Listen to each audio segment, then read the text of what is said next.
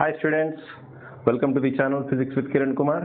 చూడమ్మా, ఈరోజు మనం ఫ్రిక్షన్ సంబంధించిన టాపిక్ స్టార్ట్ చేస్తున్నామమ్మా. So what is friction? Friction is a force which opposes relative motion. చూడమ్మా, ఫ్రిక్షన్ సంబంధించిన థియరీ కొంచెం థియరీ ఉంటుంది, అది మీరు కొంచెం చదువుకోండి. అయితే నేను మెయిన్ పాయింట్స్ వరకు చెప్తామమ్మా. ఫ్రిక్షన్ ఏం చేస్తుంది? ఇట్ అపోజెస్ రిలేటివ్ మోషన్ అమ్మా, గుర్తుపెట్టుకోండి. It does not oppose motion, it opposes relative motion. Okay, ఇక్కడ రాస్తాలే. ఇట్ అపోజెస్ ఏంటమ్మా? Relative motion. అంటే ఏంటి అసలు రిలేటివ్ మోషన్ అంటే ఏంటి? ఇట్ అపోజెస్ మోషన్ కాదంటున్నాను, ఇట్ అపోజెస్ రిలేటివ్ మోషన్ అంటున్నా. ఫర్ ఎగ్జాంపుల్ చూడమ్మా, ఇక్కడ ఒక రఫ్ సర్ఫేస్ ఉంది. ఈ రఫ్ సర్ఫేస్ మీద ఒక బ్లాక్ ఈ డైరెక్షన్లో మూవ్ అవుతుంది అనుకుందాం.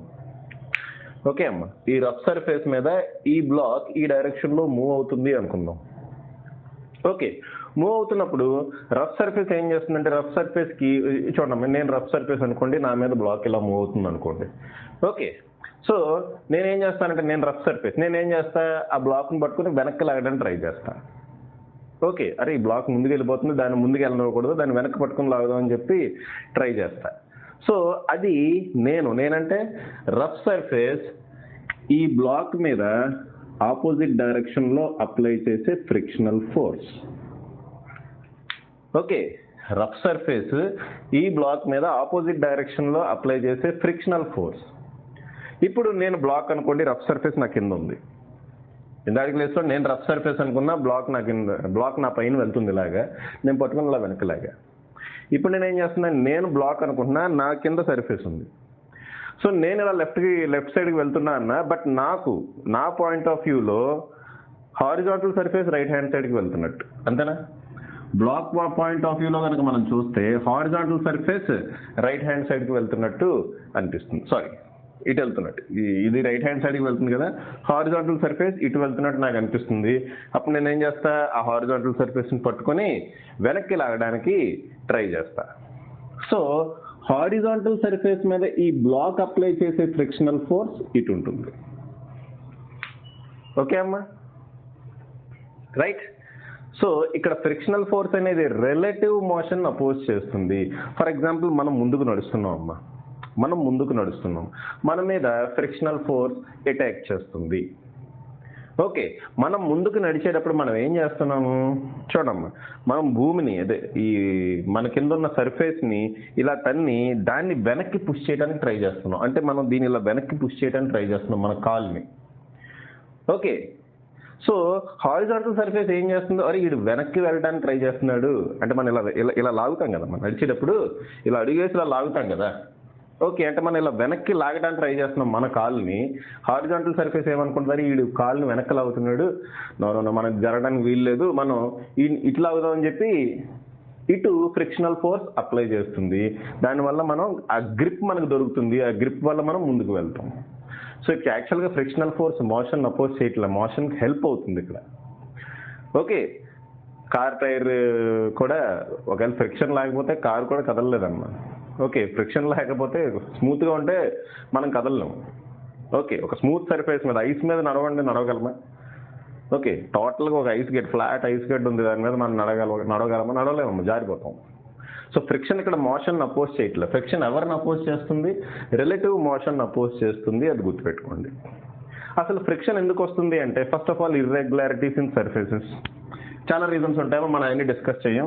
మెయిన్ రీజన్స్ ఏంటంటే ఇర్రెగ్యులారిటీస్ ఇన్ సర్ఫేసెస్. ఇది చూడండి, ఇలా చూడడానికి ఇది స్మూత్గానే ఉంది, కానీ మైక్రోస్కోప్ వ్యూలో చూసాం అనుకోండి, మన బ్లాక్ కింద సర్ఫేస్ ఇలా ఇర్రెగ్యులర్గా కనబడుతుంది. అలాగే హారిజాంటల్ సర్ఫేస్ కూడా, కింద ఉన్న హారిజాంటల్ సర్ఫేస్ కూడా ఇలా ఇర్రెగ్యులర్గా కనపడుతుంది.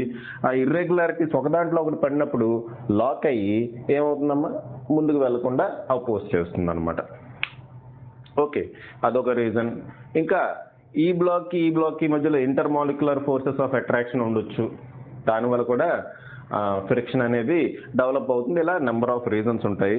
సో అవన్నీ మీరు చదువుకోండి. అఫ్ కోర్స్ వాటి మీద క్వశ్చన్స్ అడిగే సీన్ లేదు, కానీ బట్ మన నాలెడ్జ్ కోసం అది చదువుతాం అనమాట. ఓకే, ఇదమ్మా ఫ్రిక్షన్ గురించి బ్రాడ్గా. Okay, right. మరి ఫ్రిక్షన్ ఎన్ని రకాలు ఉన్నాయి?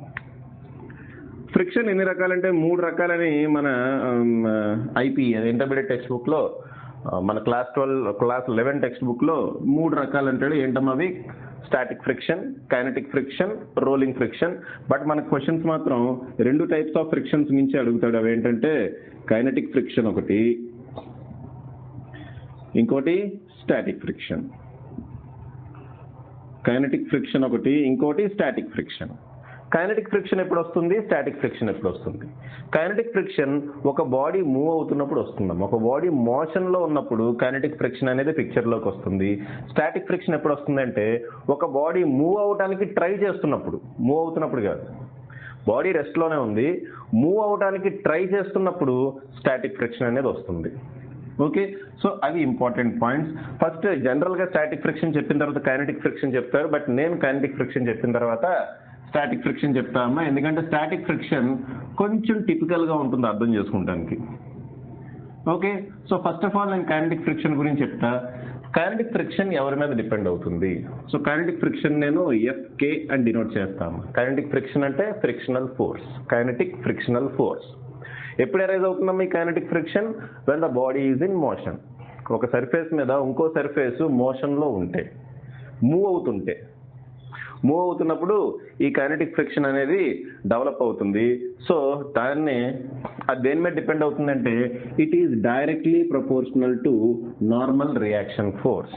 ఇదిగోండమ్మా హారిజాంటల్ సర్ఫేస్, దీని మీద ఒక బ్లాక్ సమ్ v అనే వెలాసిటీ తోట ఎలాగో మూవ్ అవుతుంది. దాని వెలాసిటీ అంతనే సంబంధం లేదు, మూవ్ అవుతుంది. ఓకే, దీని మాస్ m అనుకుందాం. దీని మీద పనిచేసే నార్మల్ రియాక్షన్ ఫోర్స్ ఎలా ఉంటుందమ్మా? ఇలా పైకి ఉంటుంది. ఓకే, కిందకేమో దీని వెయిట్ ఇలా పనిచేస్తుంది. సో ఈ నార్మల్ రియాక్షన్ ఫోర్స్ మీద మాత్రమే కైనటిక్ ఫ్రిక్షన్ అనేది పనిచేస్తుంది. ఓకే, కైనటిక్ ఫ్రిక్షన్ ఎవరి మీద పనిచేస్తుందమ్మా? కేవలం నార్మల్ రియాక్షన్ ఫోర్స్ మీద పనిచేస్తుంది. అలాగే స్టాటిక్ ఫ్రిక్షన్ కూడా. ఓకే, సో ఈ ప్రపోర్షనాలిటీ పోగొట్టడానికి నేనేం చేస్తున్నా అంటే ఒక కాన్స్టెంట్తో మల్టిప్లై చేస్తున్నా. ఆ కాన్స్టెంట్ని మ్యూకే అనుకుంటున్నా. ఓకే అమ్మా, రైట్. సో ఈ ప్రపోర్షనాలిటీ పోగొట్టడానికి నేను ఒక కాన్స్టెంట్తో మల్టిప్లై చేస్తున్నా. ఆ కాన్స్టెంట్ నేను మ్యూకే అంటున్నా. ఓకే, మరి ఈ మ్యూకే అంటే ఏంటి అంటే quotient of kinetic friction. Coefficient of kinetic friction. Quotient of kinetic friction అమ్మా. ఓకేనా? సో ఇది కైనటిక్ ఫ్రిక్షన్ గురించి. It only depends on n. ఆ బాడీ ఎంత వెలాసిటీతో వెళ్తుంది, దీని ఏరియా ఆఫ్ ఇక్కడ ఇంకో పాయింట్ అమ్మా. ఇక్కడ సర్ఫేస్ ఏరియా ఆఫ్ కాంటాక్ట్ మీద అంటే మనం ఫార్ములా చూస్తుంటే మనకు అర్థమవుతుంది. ఇది యాక్చువల్గా సర్ఫేస్ ఏరియా ఆఫ్ కాంటాక్ట్ మీద డిపెండ్ కావట్లా. ఎంత ఏరియా కాంటాక్ట్లో ఉంది అన్న దాని మీద ఈ ఫ్రిక్షనల్ ఫోర్స్ డిపెండ్ కావట్లేదమ్మా. ఓకే, మనకు ఫార్ములా నుంచి అర్థమవుతుంది. అయితే deep down in one of the text books, okay, ఏదో ఒక టెక్స్ట్ బుక్లో ఒక పాయింట్ మెన్షన్ చేశాడమ్మా. ఆ పాయింట్ నేను మీకు చెప్పకుండా ఉండలేకపోతున్నా. ఆ పాయింట్ ఏంటంటే ఫ్రిక్షనల్ ఫోర్స్, ఇక్కడ రాస్తున్నామా ఆ పాయింట్, మీరు కూడా రాసుకోండి. Frictional force does not depend upon ఏమన్నా ఇప్పుడు ఏరియా ఆఫ్ కాంటాక్ట్ అన్నా. ఏరియా ఆఫ్ కాంటాక్ట్ అన్నా. సో ఇక్కడ నేను ఒక పదం వాడతా, virtual. Frictional force does not depend upon virtual area of contact. మరి ఫ్రిక్షనల్ ఫోర్స్ ఎవరి మీద డిపెండ్ అవుతుంది? It depends on real area of contact. ఏంటిది virtual area of contact, real area of contact అంటే ఏంటంటే ఒకసారి చూడండి. ఇక్కడ 2 సర్ఫేసెస్ తీసుకున్నాం. ఈ 2 సర్ఫేసెస్ మొత్తం కాంటాక్ట్లో ఉన్నట్టు మనకు అనిపిస్తుంది. నిజానికి మొత్తం కాంటాక్ట్లో లేదమ్మా. చూడండి, ఇక్కడ ఇర్రెగ్యులారిటీస్ ఉన్నాయి కాబట్టి కొంత పార్ట్ మాత్రమే ఈ కింద సర్ఫేస్ మీద, కొంత పార్ట్ మీద కాంటాక్ట్లో ఉంటుంది. ఓకే, నిజానికి ఇక్కడ మనం చూస్తుంటే మొత్తం కాంటాక్ట్లో ఉన్నట్టు మనకు అనిపిస్తుంది. బట్ మైక్రోస్కోపిక్ లెవెల్లో చూసినప్పుడు ఇది నిజానికి మొత్తం కాంటాక్ట్లో ఉండట్లేదు, కొంత కాంటాక్ట్లో లేకుండా గాలిలోనే ఉంటుంది. సో మనకు అనిపిస్తున్న సర్ఫేస్ ఆఫ్ కాంటాక్ట్, మనకు అనిపిస్తున్న ఏరియా ఆఫ్ కాంటాక్ట్ ఏమో వర్చువల్ ఏరియా ఆఫ్ కాంటాక్ట్. రియల్గా అది ఎంత ఏరియా అయితే కాంటాక్ట్లో ఉందో దాన్నే మనం రియల్ ఏరియా ఆఫ్ కాంటాక్ట్ అంటాం. సో ఈ ఫ్రిక్షనల్ ఫోర్స్ అనేది వర్చువల్ ఏరియా ఆఫ్ కాంటాక్ట్ మీద డిపెండ్ అవ్వదు, కానీ it depends on real area of contact. But intermediate లెవెల్లో మనం ఏం చెప్తామంటే okay, it does not depend upon area of contact. Okay, virtual area of contact కి రియల్ ఏరియా ఆఫ్ కాంటాక్ట్ కు relation ఉందమ్మా. రిలేషన్ ఏంటంటే real area of contact is equal to 10⁻⁻6 into virtual area of contact. Okay, maybe theory బిట్స్లో అడిగితే అడగొచ్చు. ఒకవేళ అడిగితే కనుక మీరు ఈ పాయింట్ గుర్తుపెట్టుకోండి. బట్ జనరలైజ్ చేసి అడిగితే it does not depend upon area of contact అని చెప్పండి. ఓకే, ఏది కైనెటిక్ ఫ్రిక్షన్ కానీ స్టాటిక్ ఫ్రిక్షన్ కానీ it does not depend upon area of contact అని చెప్పండి. సో కైనెటిక్ ఫ్రిక్షన్ ఫార్ములా ఏంటమ్మా, FK equal to μK into N. So kinetic friction అర్థం చేసుకుంటాం, మన పెద్ద కష్టమేం కాదు, సింపుల్. అయితే వాట్ ఈజ్ స్టాటిక్ ఫ్రిక్షన్? ఇప్పుడు స్టాటిక్ ఫ్రిక్షన్కి వద్దాం. ఇదంతా రాసుకున్నారని అనుకుంటున్నా, రాసుకున్నాను కూడా పెద్ద ఏం లేదు. ఒకసారి ఇటువైపు స్టాటిక్ ఫ్రిక్షన్ నేను మీకు ఎక్స్ప్లెయిన్ చేస్తాను. స్టాటిక్ ఫ్రిక్షన్ ఎప్పుడు పిక్చర్లోకి వస్తుంది అంటే బాడీ మూవ్ అవటానికి రెడీగా ఉన్నప్పుడు. ఎప్పుడు పిక్చర్లోకి వస్తుందమ్మా? బాడీ మూవ్ అవడానికి రెడీగా ఉన్నప్పుడు. ఇదిగోండి, ఇది ఒక హారిజాంటల్ సర్ఫేస్, దీని మీద మనం ఒక బాడీ పెట్టాము, దీని మీద కొంత ఫోర్స్ యాక్ట్ చేస్తుంది అనుకోండి. దీని మీద కొంత ఫోర్స్ యాక్ట్ చేస్తుంది అనుకోండి, దీని మాస్ M అనుకోండి. దీని మీద కొంత ఫోర్స్ యాక్ట్ చేస్తున్నప్పుడు చూడమ్మా, ఫస్ట్ మనం ఏదో ఒక పెద్ద బాడీ ఉంది, ఒక పెద్ద మాస్ ఉందమ్మా, ఒక పెద్ద సూట్ కేస్ అనుకోండి, అది అలా గ్రౌండ్ మీద అక్కడ పడి ఉంది. మనం కొంచెం ఫోర్స్ అప్లై చేసాం, కదులుతుందా? కదలట్లా. ఇంకొంచెం ఎక్కువ ఫోర్స్ అప్లై చేసాం, కదులుతుందా? కదలదు. ఇంకా కొంచెం ఫోర్స్ అప్లై చేసాం, అప్పుడు కదలటం స్టార్ట్ అవుతుంది. ఓకే అమ్మా, సో ఈ ఫోర్స్ నేను అప్లై చేస్తున్నప్పుడు ఇనీషియల్గా మీది వేరియబుల్ ఫోర్స్ అనుకోండి, కాన్స్టెంట్ ఫోర్స్ కదా ఇది. వేరియబుల్ ఫోర్స్ 0 నుంచి స్టార్ట్ చేస్తున్నా పెంచడం. 0 న్యూటన్స్ దగ్గర అంటే ఫోర్స్ అప్లై చేయలేదు, బాడీ అలాగే కదలదు. ఓకే, 1 న్యూటన్ ఫోర్స్ అప్లై చేశా, బాడీ కదల్లా. 2 న్యూటన్ ఫోర్స్ అప్లై చేశా, బాడీ కదల్లా. 3 న్యూటన్ ఫోర్స్ అప్లై చేశా, బాడీ కదల్లా. కానీ బాడీ కదలడానికి ట్రై చేస్తుంది అక్కడ. ఓకే, బాడీ కదలడానికి ట్రై చేస్తుంది. అప్పుడు ఆటోమేటిక్గా ఆపోజిట్ డైరెక్షన్లో స్టాటిక్ ఫ్రిక్షన్ అనేది డెవలప్ అవుతుందమ్మా. స్టాటిక్ ఫ్రిక్షన్ మనం FS అని డినోట్ చేసుకుందాం ప్రస్తుతానికి. సో స్టాటిక్ ఫ్రిక్షన్ ఎప్పుడు డెవలప్ అవుతుంది అంటే బాడీ కదలటానికి ట్రై చేసినప్పుడు, లేదా మనం బాడీని కదపటానికి ట్రై చేసినప్పుడు. When the body is tend to move. Okay, so అలా బాడీని కదపటానికి ట్రై చేసినప్పుడు మనకి స్టాటిక్ ఫ్రిక్షన్ అనేది అరైజ్ అవుతుంది. బాడీని కదపటానికి ట్రై చేసినప్పుడు ఏం అరైజ్ అవుతుందమ్మా? స్టాటిక్ ఫ్రిక్షన్ అనేది అరైజ్ అవుతుంది. కదిలిపోతుంది అనుకున్నప్పుడు కైనెటిక్ ఫ్రిక్షన్ వచ్చేస్తుంది, కదులుతుంటే కైనెటిక్ ఫ్రిక్షన్ వస్తుంది. ఆ పాయింట్ గుర్తుపెట్టుకోండి అమ్మా. సరే, మరి ఈ స్టాటిక్ ఫ్రిక్షన్ అర్థం చేసుకుంటానికి ఎందుకు కష్టం అని నేను అన్నానో ఒకసారి గుర్తుపెట్టుకోండి, ఒకసారి తెచ్చుకోండి. ఇక్కడ FK equal to μK into N అని రాశారు. అలాగే స్టాటిక్ ఫ్రిక్షన్ ఇది directly proportional to N. This is equal to proportionality పోగొట్టడానికి నేను μS ఇంటూ N అని రాస్తా. సేమ్ ఇలాగే వచ్చింది కదా సార్ ఫార్ములా ఇదే అమ్మా, ఇలాగే వచ్చింది కదా సార్ ఫార్ములా. దాంట్లోని తేడా ఏముందంటే ఓకే ఉంది, తేడా ఉంది.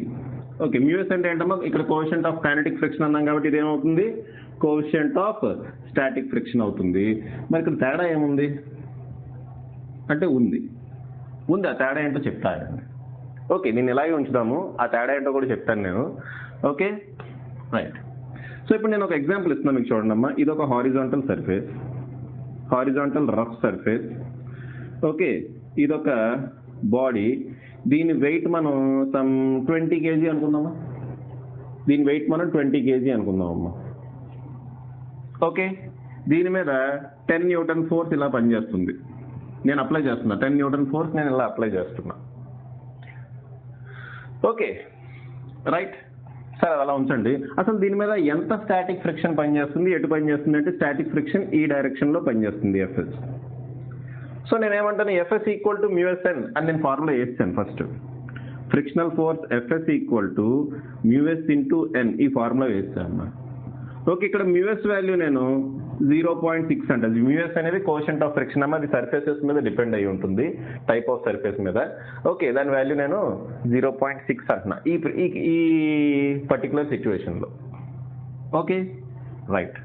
సో ఎన్ ఏమవుతుందమ్మా, ఎన్ దీని మీద పనిచేసే ఎన్ ఏమవుతుంది, ఇది ఎంజీ, ఎన్ ఏమి ఇలా పైకి పనిచేస్తుంది కాబట్టి ఎన్ ఈక్వల్ టు ఏమవుతుంది, ఎం ఇంటూ జీ. ఎం అంటే ఎంతమ్మా 20 ఇంటూ జీ అంటే ఎంత 10, that is equal to 200 newtons. So N value 200 newtons అయింది. మ్యూఎస్ వాల్యూ 0.6 అని నేను ఇచ్చా. సో 0.6 ఇంటూ ఎన్ వాల్యూ ఎంతమ్మా 200 న్యూటన్స్. 200 న్యూటన్స్. ఓకే, జాగ్రత్తగా వినండి మీ పాయింట్, ఇక్కడే మనం కన్ఫ్యూజ్ అవుతాం. ఓకే, సో ఇదేమవుతుంది 200 సార్ 1200 అంతే కదా, పాయింట్ ఇటు ఉంది కాబట్టి 120 న్యూటన్స్ అయింది. సో ఫ్రిక్షనల్ ఫోర్స్ ఎంత యాక్ట్ చేస్తున్నట్టు 120 న్యూటన్స్ ఎట్ యాక్ట్ చేస్తుంది, ఈ డైరెక్షన్లో యాక్ట్ చేస్తుంది. ఈ డైరెక్షన్లో యాక్ట్ చేసే ఫోర్స్ ఎంతమ్మా 10 న్యూటన్స్. సో మనం ఒక బాడీ మీద 10 న్యూటన్స్ ఫోర్స్ ఇలా అప్లై చేస్తున్నాం, బాడీ ఎటు కదులుతుందమ్మా, ఒక హారిజాంటల్ సర్ఫేస్ మీద ఒక బాడీ పెట్టా, హారిజాంటల్ సర్ఫేస్ మీద ఒక బాడీ పెట్టాను, నేను దాని మీద 10 న్యూటన్స్ ఫోర్స్ అప్లై చేస్తున్నా. బాడీ కదిలితే ఎటు కదలాలి, అటువైపు కదలాలి. ఇటు అప్లై చేస్తున్నా కాబట్టి అటువైపు కదలాలి. కానీ ఇక్కడ ఏం జరిగిందో చూడండి, ఇటువైపుకి ఏమో 10 న్యూటన్స్ ఫోర్స్ పనిచేస్తుంది, ఇటువైపుకి 120 న్యూటన్స్ ఫోర్స్ పనిచేస్తుంది. సో ఇక్కడ రెండు ఫోర్స్లు బ్యాలెన్స్ కాలా, ఇటువైపు 10 న్యూటన్ ఫోర్స్, ఇటువైపు 120 న్యూటన్స్ ఫోర్స్. అంటే ఎడిషనల్గా ఇటువైపు ఎంత ఫోర్స్ పనిచేస్తుంది, 110 న్యూటన్స్ ఫోర్స్ పనిచేస్తుంది. సో బాడీ ఇటువైపు కదలాలి. అదేంటది వింతగా ఉంది, ఏదో సినిమాల్లో చూసినట్టు. మనమేమో ఫోర్స్ అటు అప్లై చేస్తున్నాం, ఏ డైరెక్షన్లో ఆ డైరెక్షన్లో అప్లై చేస్తున్నాం.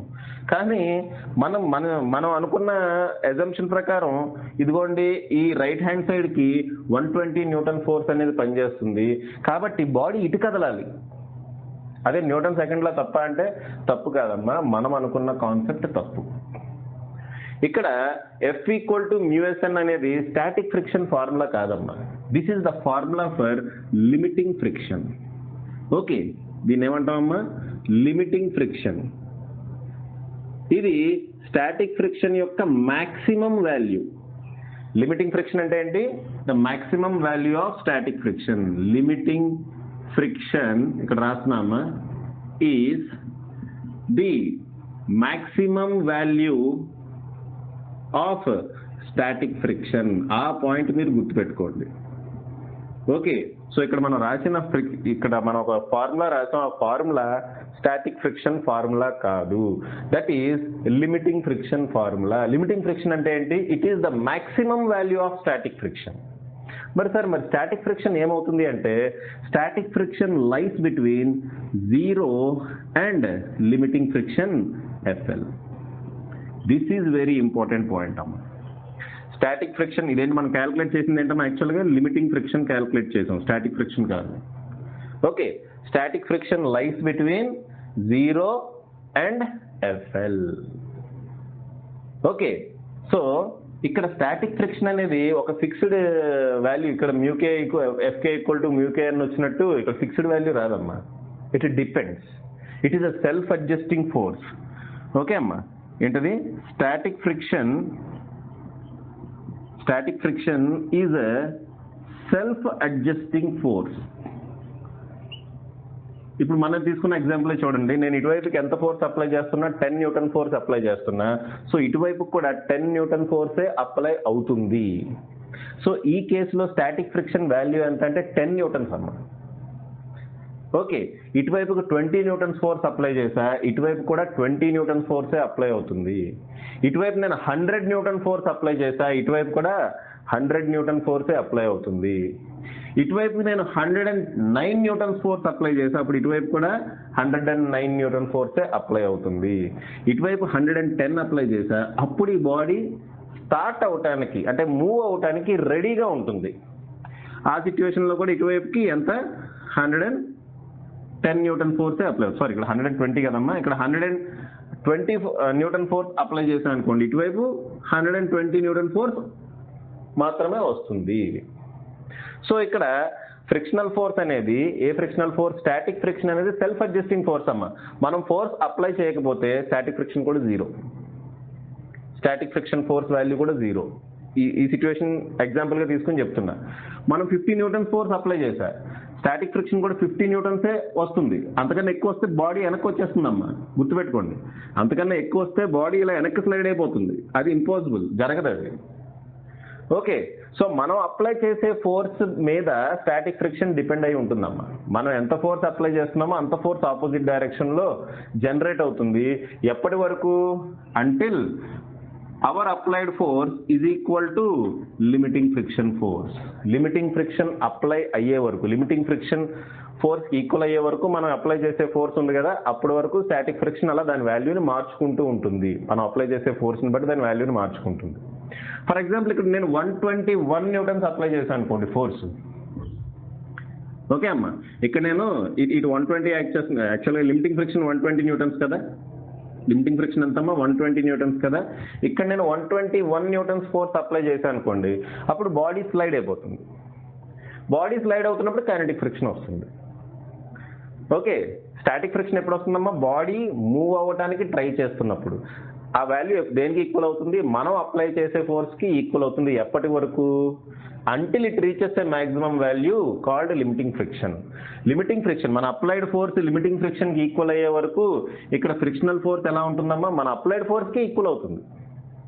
10 న్యూటన్ ఫోర్స్ అప్లై చేస్తే 10 న్యూటన్ అవుతుంది, 50 అప్లై చేస్తే 50 అవుతుంది, 100 అప్లై చేస్తే 100 అవుతుంది. బట్ ఎప్పుడైతే ఈ లిమిటింగ్ ఫ్రిక్షన్ వాల్యూని మనం రీచ్ అయ్యామో లేదా దాటేసామో అప్పుడు ఈ body slide out of start అవుతుంది. Body slide out of start అయిన తర్వాత మనకి కైనెటిక్ ఫ్రిక్షన్ అనేది వచ్చేస్తుంది. ఇది విషయం. Okay, right. ఇంకో విషయం, లిమిటింగ్ ఫ్రిక్షన్ వాల్యూ కన్నా కైనెటిక్ ఫ్రిక్షన్ వాల్యూ తక్కువ ఉంటుంది. ఇప్పుడు మనం ఫోర్స్కి ఫ్రిక్షనల్ ఫోర్స్కి, అప్లైడ్ ఫోర్స్కి ఫ్రిక్షనల్ ఫోర్స్కి ఒక గ్రాఫ్ డ్రా చేసాం అనుకోండి. అమ్మ గ్రాఫ్ ఎలా ఉంటుందో చూడండి ఒకసారి. ఓకే, మనం ఇటువైపు అప్లైడ్ ఫోర్స్ తీసుకుందాం, ఇటువైపు అప్లైడ్ ఫోర్స్ తీసుకుందాం, ఇటువైపు ఫ్రిక్షనల్ ఫోర్స్ తీసుకుందాం. ఫ్రిక్షనల్ ఫోర్స్ ఇనీషియల్గా బాడీ రెస్ట్లో ఉంది, so applied force 0, frictional force కూడా 0నే. నేను గ్రాడ్యువల్గా అప్లైడ్ ఫోర్స్ పెంచుకుంటూ వెళ్ళా, ఫ్రిక్షనల్ ఫోర్స్ కూడా ఏమవుతుందమ్మా? పెరుగుతూ వెళ్తుంది. ఎలా పెరుగుతుంది? ఎంత అప్లైడ్ ఫోర్స్ అయితే అప్లై చేశానో ఫ్రిక్షనల్ ఫోర్స్ కూడా అంతే అప్లై అవుతుంది. సో నాకు ఏమొస్తుందంటే ఇలా స్ట్రైట్ లైన్ వస్తుంది. స్టార్టింగ్లో ఇలా స్ట్రైట్ లైన్ వస్తుంది. ఇలా స్ట్రైట్ లైన్ ఎప్పటి వరకు వస్తుంది? అప్లైడ్ ఫోర్స్ లిమిటింగ్ ఫోర్స్ని రీచ్ అయ్యే వరకు ఇలా స్ట్రైట్ లైన్ వస్తుంది. అప్లైడ్ ఫోర్స్ లిమిటింగ్ ఫోర్స్ని రీచ్ అయ్యే వరకు ఇలా స్ట్రైట్ లైన్ వస్తుందమ్మా. సో ఇదిగోండి, లిమిటింగ్ ఫోర్స్ రీచ్ అయిపోయింది అనుకుందాం. ఓకే, లిమిటింగ్ ఫ్రిక్షన్ని రీచ్ అయిపోయింది అనుకుందాం. అప్లైడ్ ఫోర్స్ నేను ఇంక్రీజ్ చేసుకుంటూ వెళ్తే ఫ్రిక్షనల్ ఫోర్స్ కూడా ఇంక్రీజ్ అవుతుంది. ఎంత ఇంక్రీజ్ అవుతుందమ్మా? అప్లైడ్ ఫోర్స్ ఎంత ఉంటే ఫ్రిక్షనల్ ఫోర్స్ కూడా అంతే ఉంటుంది. సో ఇలా స్ట్రైట్ లైన్ వస్తుంది నాకు. ఎప్పటి వరకు వస్తుందమ్మా అలాగా? ఈ అప్లైడ్ ఫోర్స్ ఇదిగోండి, దీన్నే మనం లిమిటింగ్ ఫోర్స్ అందాం, లిమిటింగ్ ఫ్రిక్షన్ అందాం. లిమిటింగ్ ఫ్రిక్షన్ వాల్యూ రీచ్ అయ్యే వరకు అలా వస్తుంది. ఈ లైన్ దేనికి సంబంధించింది అంటే స్టాటిక్ ఫ్రిక్షన్కి సంబంధించింది. ఈ లైన్ దేనికి సంబంధించిందమ్మా? స్టాటిక్ ఫ్రిక్షన్కి సంబంధించింది. వన్స్ మన అప్లైడ్ ఫోర్స్ లిమిటింగ్ ఫ్రిక్షన్ని దాటింది అనుకోండి, అప్పుడు మనకి కైనెటిక్ ఫ్రిక్షన్ వస్తుంది. ఆ కైనెటిక్ ఫ్రిక్షన్ ఫ్రిక్షనల్ ఫోర్స్ కన్నా తక్కువ ఉంటుంది. సో యాక్చువల్గా ప్రాక్టికల్గా కర్వ్ ఇలా ఉంటుందమ్మా. ప్రాక్టికల్గా ఇలా కర్వ్ వచ్చి ఇక్కడి నుంచి కైనెటిక్ ఫ్రిక్షన్ ఇలా కాన్స్టెంట్ అవుతుంది. ఓకే, థియరిటికల్గా చూస్తే కనుక సడన్గా ఇలా తగ్గి ఇలా రావాలి, ఇలా వచ్చి ఇలా రావాలి. బట్ యాక్చువల్గా ఏం జరుగుతుందమ్మా? ప్రాక్టికల్గా కొంచెం ఇక్కడ ట్రాన్సిషన్ కొంచెం కర్వ్ షేప్లో ఉంటుంది. అలా కర్వ్ వచ్చి ఇలాగా మనకి కైనెటిక్ ఫ్రిక్షన్ కాన్స్టెంట్ ఇంకా. ఓకే, అది ఎవరి మీద డిపెండ్ కదా, దాని వాల్యూ ఇదే µk × n. ఓకేనా? So this is kinetic friction. So ఫ్రిక్షన్కి అప్లైడ్ ఫోర్స్కి గ్రాఫ్ కనుక డ్రా చేస్తే గ్రాఫ్ ఈ విధంగా వస్తుందమ్మా. ఓకే, ఇదేంటి మ్యాక్సిమం పాయింట్ ఉంది కదా, దేనికి సంబంధించిందమ్మా? లిమిటింగ్ ఫ్రిక్షన్ వాల్యూకి సంబంధించింది. ఓకే, మీకు అర్థమైందని అనుకుంటున్నా. ఈ ఎగ్జాంపుల్తో మీకు క్లారిటీ వచ్చి ఉండాలి. ఓకే, పాజ్ చేసి రాసుకోండి.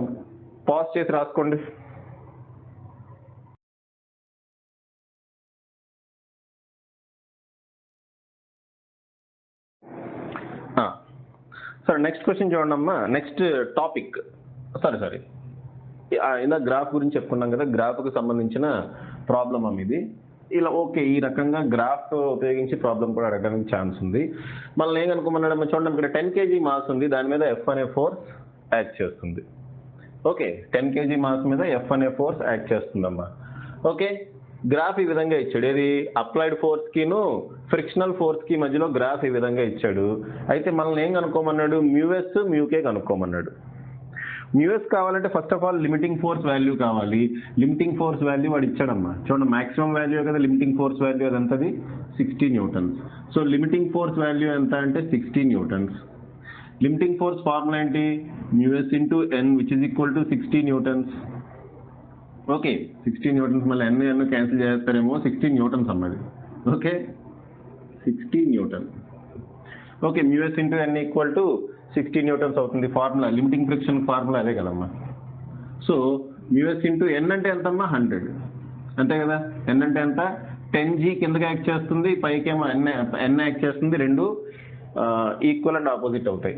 ఓకే, సో ఎన్ ఈక్వల్ ఏమవుతుందమ్మా, 100 అవుతుంది. 100 equal to 60. So mu S equal to ఏమవుతుందమ్మా, 0.6 అవుతుంది, అంతే కదా దీని నుంచి. అలాగే మనకి మ్యూకే వాల్యూ కూడా కావాలి. కైనెటిక్ ఫ్రిక్షన్ ఎంత, కైనెటిక్ ఫ్రిక్షన్ అంటే ఇది స్టాటిక్ ఫ్రిక్షన్కి సంబంధించిన కర్వ్, కైనెటిక్ ఫ్రిక్షన్కి సంబంధించిన కర్వ్ ఇది. దాని వాల్యూ అంతా 50 న్యూటన్స్ అని గ్రాఫ్లో ఇచ్చేసాడు. So FK equal to mu K into N అంటే mu K equal to FK by N. FK ఎంతమ్మా, 50 న్యూటన్స్ డివైడెడ్ బై ఎన్ ఎంత, 100. This is equal to 0.5. Okay, simple. Same ఇలాగే చేస్తాం ఇది కూడా. సో ఈ రకంగా మనం క్వశ్చన్ అడిగినప్పుడు వదిలేసి రాకండి. ఇటువంటి క్వశ్చన్ అడగలేదు కానీ ఇన్ కేస్ అడగడానికి చూడమ్మా, ఇక్కడ నేను డిస్కస్ చేసే క్వశ్చన్స్ అయితే నీట్లో కానీ జేఈలో కానీ ఎంసెట్లో కానీ అడిగిన క్వశ్చన్స్ అయి ఉంటాయి, లేదంటే అడగడానికి అవకాశం ఉన్న క్వశ్చన్స్ అయి ఉంటాయి. ఇప్పుడు మన క్రాష్ కోర్స్లో డిస్కస్ చేసే క్వశ్చన్స్ అటువంటి క్వశ్చన్సే అమ్మా. Okay, right. సో ఇక్కడతో ఈ టాపిక్ అయిపోయింది, గ్రాఫ్కి సంబంధించిన టాపిక్ అయింది. నెక్స్ట్ టాపిక్ చూడమ్మా, pulling force and pushing force. మీరు ఇంటర్మీడియట్ లెవెల్లో pulling of a lawn roller is easier than pushing. Okay, pulling of a lawn roller is easier than pushing why అని చెప్పి ఒక కాన్సెప్ట్ చదువుకున్నారు కదమ్మా. ఆ కాన్సెప్ట్కి సంబంధించే ఇది pulling force and pushing force. Okay, ఇప్పుడు నేను డెరివేషన్ ఏం చేయట్లేదు, డైరెక్ట్గా ఫార్ములా రాస్తున్నా. పుల్లింగ్ ఫోర్స్కి ఫార్ములా ఏంటంటే F equal to mu MG by cos theta plus mu sine theta. అలాగే పుషింగ్ ఫోర్స్ చూడండి, ఇది పుల్లింగ్ ఫోర్స్, ఇది లాగుతున్నాం. ఆ పుల్లింగ్ ఫోర్స్ ఫార్ములా ఏంటి, mu MG by cos theta plus mu sine theta. Theta అంటే ఫోర్స్కిను హారిజాంటల్కి మధ్యలో ఉండే యాంగిల్, హారిజాంటల్కి ఫోర్స్కి మధ్యలో ఉండే యాంగిల్ అమ్మ. ఓకే, ఎం అంటే మాస్, ఇక్కడ మ్యూ అంటే ఏంటి, కోషెంట్ ఆఫ్ స్టాటిక్ ఫ్రిక్షన్, గుర్తుపెట్టుకోండి, కోషెంట్ ఆఫ్ స్టాటిక్ ఫ్రిక్షన్. అలాగే పుషింగ్ ఫోర్స్కి ఫార్ములా ఏమవుతుంది, మ్యూ ఎంజీ బై సేమ్ ఇదే ఫార్ములా, ఇక్కడ ప్లస్ బదులు ఇక్కడ ఏమొస్తుందమ్మా, మైనస్ వస్తుంది. ఇప్పుడు ఆ డెరివేషన్లోకి మనం వెళ్ళట్లేదు, మనకి ఫార్ములా ఇంపార్టెంట్ కాబట్టి ఫార్ములా రాశాను. So F equal to mu MG by cos theta plus mu sine theta and F equal to mu MG by cos theta minus mu sine theta. ఇదేమో పుల్లింగ్ ఫోర్స్, ఇది pushing force. అయితే ఇక్కడ ఒక విషయం గమనించండి, అసలు ఈ ఫోర్స్ ఏం ఫోర్స్, ఏం ఫోర్స్ అయ్యా అంటే it is the maximum force such that this block remains at rest. ఈ బ్లాక్ రెస్ట్ లో ఉండాలి అంటే మాక్సిమం మనం ఎంత ఫోర్స్ అప్లై చేయగలం, ఎంత ఫోర్స్ అప్లై చేయగలం. ఈ బ్లాక్ రెస్ట్ లో ఉండాలంటే మనం మాక్సిమం ఫోర్స్ ఈ డైరెక్షన్ లో ఎంత అప్లై చేయగలం, ఇదిగోండి ఇంత అప్లై చేయగలం. ఓకే, సో ఇదేంటమ్మా, ఇది maximum force possible such that the blocks remains at rest. ఇది maximum pushing force such that the block remains at rest. అదనమాట, ఆ పాయింట్ గుర్తుపెట్టుకోవాలి. ఫార్ములా మీరు బట్టి వేసేయండి, F equal to mu MG by cos theta plus mu sine theta అనేది pulling force. Pushing ఫోర్స్కి ఏంటమ్మా, cos mu MG by cos theta minus mu sine theta, అది pushing force. Okay, pulling ఫోర్స్కి ఏమో కింద plus వస్తుంది, pushing force కింద minus వస్తుంది, finish. మరి దీనికి సంబంధించి క్వశ్చన్స్ ఎలా అడగడానికి అవకాశం ఉంది చూడండి. ఇది ఐఐటి జేఏ నీట్లోనే అడిగాడు మొత్తానికి, ఇది ప్రీవియస్ ఇయర్లో వచ్చిన క్వశ్చన్ అమ్మ ఇది. సో ఇది ఇక్కడ నేను పెట్టాను. సో ఇక్కడ చూడండి అమ్మా, ఎం అనే మాస్ ఉన్న బ్లాక్ ఉంది, దాని మాస్ ఎంత, √3 kg వాడే ఇచ్చాడు. ఓకే, ఇది ఒక horizontal surface, horizontal rough surface. Horizontal rough surface కి దీనికి మధ్యలో కోషంట్ ఆఫ్ స్టాటిక్ ఫ్రిక్షన్ కూడా ఇచ్చాడమ్మా. ఎంత ఇచ్చాడంటే 1/2√3. ఇక్కడ మనం F అనే ఫోర్స్ అప్లై చేస్తున్నాము. ఎంత యాంగిల్ అప్లై చేస్తున్నామో 60 degrees యాంగిల్, హారిజాంటల్ తోటి 60 degrees యాంగిల్ చేస్తుంది. అయితే వాట్ ఈస్ ది ఏమడిగాడు, maximum value of force F such that the block in the arrangement does not move. ఇది అడిగాడమ్మా ప్రీవియస్ గా. సో మూవ్ అవ్వకుండా ఉండాలి అంటే మాక్సిమం మనం ఎంత ఫోర్స్ అప్లై చేయగలము అన్నాడు. అంటే ఇది ఏంటి, పుషింగ్ ఫోర్సా పుల్లింగ్ ఫోర్సా? This is pushing force. So pushing force formula apply చేద్దాం. పుషింగ్ ఫోర్స్ ఫార్ములా ఏంటి, F ఏది మాక్సిమం పుషింగ్ ఫోర్స్ ఫార్ములా ఏంటమ్మా, F =μmg by cos theta minus mu sine theta. ఈ వాల్యూస్ మనం సబ్స్టిట్యూట్ చేసేట ఇంకేముంది, మ్యూ అంటే 1/2√3 ఇంటూ m అంటే √3 ఇంటూ g అంటే 10 whole divided by cos theta అంటే cos 60 degrees. Cos 60 degrees value ఎంతమ్మా, 1/2 అంతేనా. Cos 60 degrees value 1/2 minus mu అంటే 1/2√3 ఇంటూ సైన్ థీటా అంటే సైన్ 60 degrees √3/2. ఓకే సరేనమ్మా. రైట్, ఇక్కడ √3 క్యాన్సిల్, ఇక్కడ √3 క్యాన్సిల్. సో ఇక్కడ ఏం మిగిలిందో చూడండి, ఇది 2m 5 times క్యాన్సిల్ అవుతుంది. సో F ఏం మిగిలిందో చూడండి, పైన 5 మిగిలింది, కింద ఏం మిగిలింది, 1/2 మైనస్ 1/2 ఇంటూ 1/2 1/4. 1/2 మైనస్ 1/4 ఏమవుతుందమ్మా, 1/4 అవుతుంది. ఈ 4 పైకి వెళ్తుంది. సో మనకు ఆన్సర్ ఏమొస్తుంది, 20 newtons వస్తుంది. ఓకే అమ్మా, ఆన్సర్ ఏమొస్తుందమ్మా, 20 newtons వస్తుంది. సో నెక్స్ట్ ఇక్కడ ఇంకో క్వశ్చన్ ఉంది, ఈ క్వశ్చన్ కూడా చేసేద్దాం. ముందు మీరు పాజ్ చేసి ఇది రాసుకోండి అమ్మా. సో 1 2 3 4 5. సో పాజ్ చేసి రాసుకున్నారు అనుకుంటున్నా. ఆ క్వశ్చన్ ఇక్కడ చెరిపేసి చేస్తా. ఓకే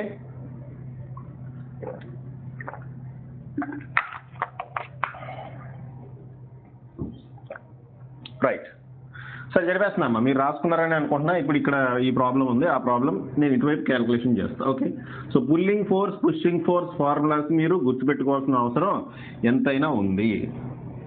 ఓకే, ప్రీవియస్ ఇయర్లో క్వశ్చన్స్ అడిగాడు, మీరు అవన్నీ సాల్వ్ చేస్తూ కూర్చుంటే బోలంత టైం పడుతుందమ్మా. కాబట్టి ఈ షార్ట్ కట్ ఫార్ములా గుర్తుపెట్టుకోవడానికి ట్రై చేయండి. లేదు సార్ మేము డెరివేషన్ చేస్తామంటే మీకు ఎలాగో టెక్స్ట్ బుక్లో డెరివేషన్ ఉంది. ఓకే రైట్, నెక్స్ట్ చూడండి అమ్మా. ఇక్కడ చూడండి, ఇక్కడ ఏం జరుగుతుందో చూడండి.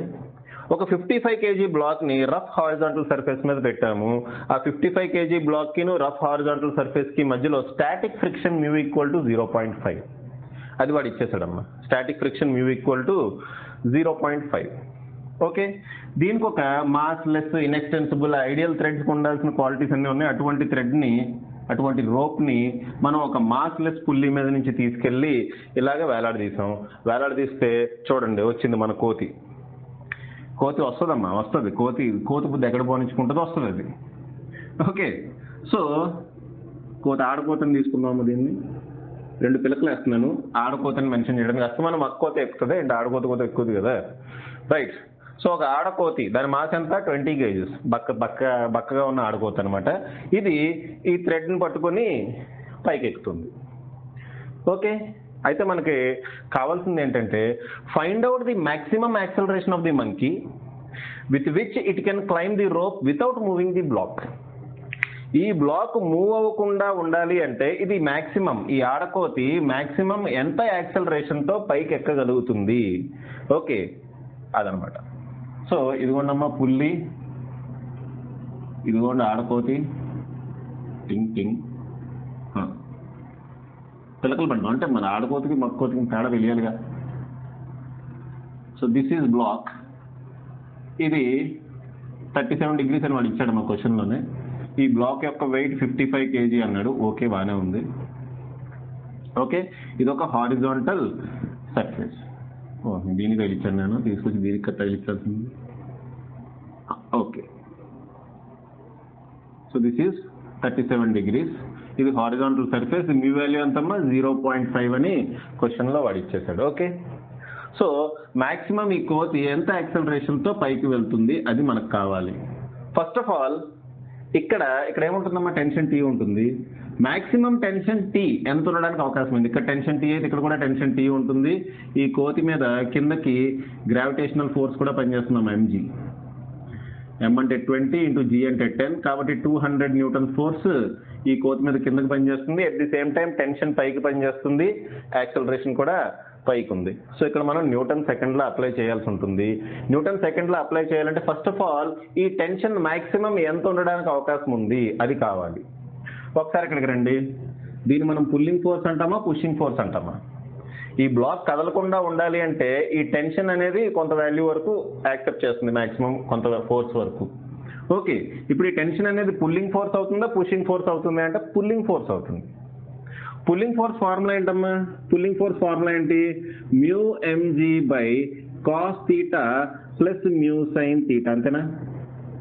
సో పుల్లింగ్ ఫోర్స్ అంటే ఇక్కడ ఎవరు pulling force? Tension T, which is equal to mu అంటే మ్యూ, మ్యూ అంటే వాల్యూ ఇచ్చేసాడు కదా, ఎంతమ్మా?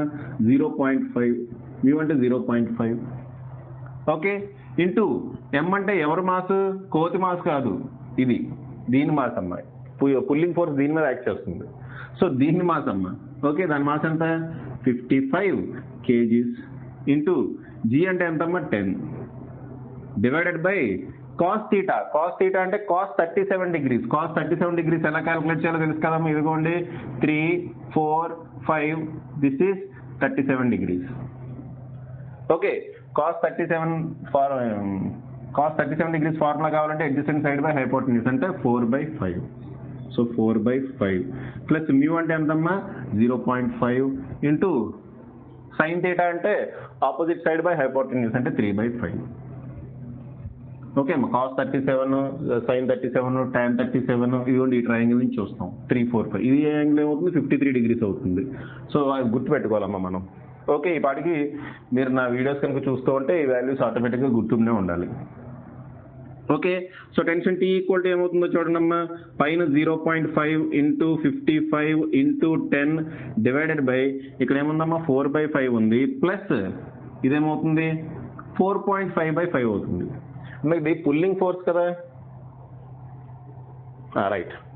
ఇదేమో 4/5 ప్లస్ 3 ఇంటూ 0.5 అంతమా 4.5. 4.5/5 కాబట్టి 5 కనుక ఎల్సిఎం తీస్తే 4 ప్లస్ 4.5 ఏమవుతుందమ్మా? 5.5 అవుతుంది, అంతేనా? కరెక్టేనా నేను చేసింది? ఏమైనా చేసింది కరెక్టేనా? అనుమానంగా చూడకండి. ఓకే, మళ్ళీ చెప్తున్నా వినండి. ఇది 4/5 ప్లస్ ఇది 0.5 ఇంటూ 3/5 అంటే 0.5 ఇంటూ 3 ఏమవుతుందమ్మా? 4.5 అవుతుంది. 4.5/5. సో ఈ 5 ఎల్సిఎం తీసాను, ఇక్కడ 4 ఉంది, ప్లస్ 0.3 ఇంటూ 5 4.5, సారీ 1.5 కదా, 4.5 కదమ్మా, 1.5. సో 1.5, 4 ప్లస్ 1.5 ఏమవుతుందో? ఓకే, ఇది కరెక్ట్, ఇక్కడ కరెక్ట్గానే వేస్తాము. 4 ప్లస్ 1.5 ఏమవుతుంది? 5.5. 3 5 15 కదా, ఓకే 1.5 కరెక్ట్ వెళ్ళమ్మా, రైట్. సో ఈ 5 పైకి వెళ్తుంది, పైకి వెళ్తే 0.5 ఇంటూ 55 ఇంటూ 10 ఇంటూ 5/5.5. ఈ 0.5 5.5ని 11 టైమ్స్ క్యాన్సిల్ చేస్తుందమ్మా. 11 ఇంటూ 0.5 5.5. ఈ 11 దీన్ని 5 టైమ్స్ క్యాన్సిల్ చేస్తుంది. 5 5 or 25, 25 into 10 250 newtons. So maximum tension ఉండడానికి ఎంత అవకాశం ఉందమ్మా? T equal to T max. Maximum tension should be equal to 250 newtons. ఆ టెన్షన్ పెరగకుండా ఈ కోతి కొంత యాక్సలరేషన్ తోటి ఎక్కాలి. ఇప్పుడు కోతికి సంబంధించి, ఆడకోతి కదా, ఈ ఆడకోతికి సంబంధించి తాకెట్టాలి ఇక్కడ. ఓకే ఓకే అమ్మా, ఈ ఆడకోతికి సంబంధించి మనం న్యూటన్ సెకండ్లో అప్లై చేయాలి. ఆడకోతి మీద ఏమేమి ఫోర్సెస్ పనిచేస్తున్నాయి? పైకి టెన్షన్ టీ పనిచేస్తుంది, కిందకి ఎంజీ పనిచేస్తుంది. యాక్సలరేషన్ ఎటుందమ్మా? పైకి ఉంది. న్యూటన్ సెకండ్లో ఎలా అప్లై చేయాలన్నాను? Helping force minus opposing force. ఇక్కడ హెల్పింగ్ ఫోర్స్ ఎవరు? టెన్షనే హెల్పింగ్ ఫోర్స్. అపోజింగ్ ఫోర్స్ ఎవరు? వెయిట్. ఇది ఆపోజిట్ డైరెక్షన్. యాక్సలరేషన్కి ఆపోజిట్ డైరెక్షన్లో ఉంది అపోజింగ్ ఫోర్స్, యాక్సలరేషన్ సేమ్ డైరెక్షన్లో ఉంటే హెల్పింగ్ ఫోర్స్. కాబట్టి helping force minus opposing force equal to mass into acceleration. ఇక్కడ మాస్ అంటే కోతి యొక్క మాస్ అన్న, ఇక్కడ వాడిన మాస్ దీని యొక్క మాస్, ఇక్కడ వాడే మాస్ కోతి యొక్క మాస్. కోతికి అప్లై చేస్తున్నాం ఇక్కడ.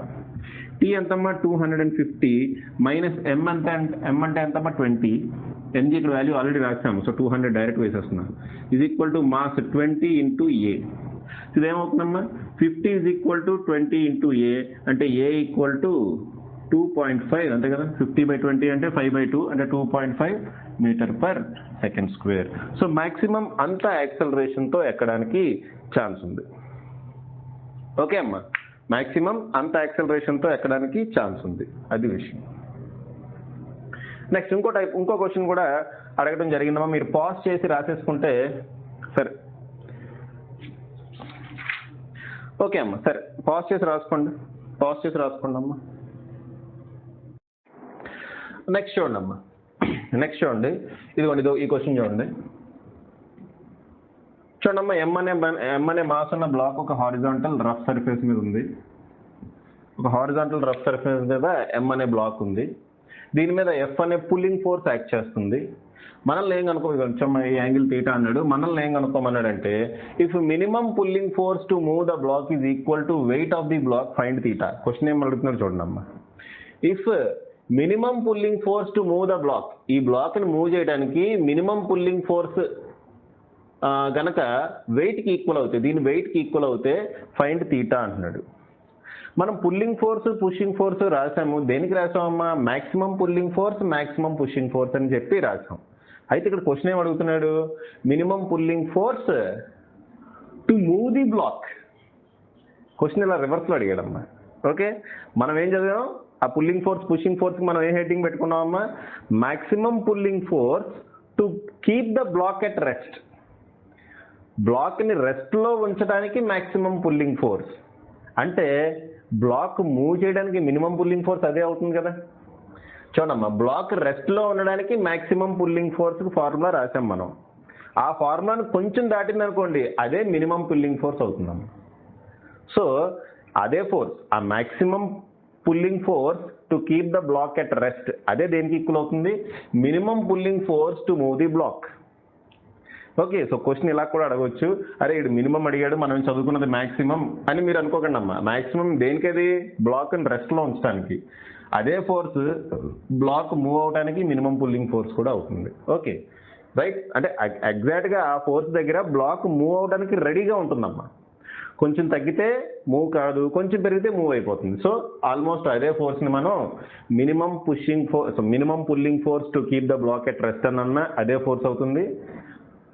Maximum pulling force to keep the block at rest అన్న అదే ఫోర్స్ అవుతుంది, లేదా minimum pulling force to move the block అన్న అదే అవుతుంది. ఓకే అమ్మా, కన్ఫ్యూజ్ అయ్యారా? మళ్ళీ ఒకసారి చెప్తున్నా అమ్మా, ఈ బ్లాక్ని రెస్ట్లో ఉంచడానికి మాక్సిమం మనం ఎంత ఫోర్స్ అయితే అప్లై చేస్తామో, ఈ బ్లాక్ని మూవ్ చేయడానికి మినిమం మనం అంతే ఫోర్స్ అప్లై చేయాలి. Okay clear right. సో ఇక్కడ ఏమన్నాడమ్మా, తీటా వాల్యూ కనుక్కోవాలి మనం, ఈ తీటా వాల్యూ కనుక్కోవాలి. ఓకే, సో మనకు పుల్లింగ్ ఫోర్స్ ఫార్ములా తెలుసు. పుల్లింగ్ ఫోర్స్ ఫార్ములా ఏంటి?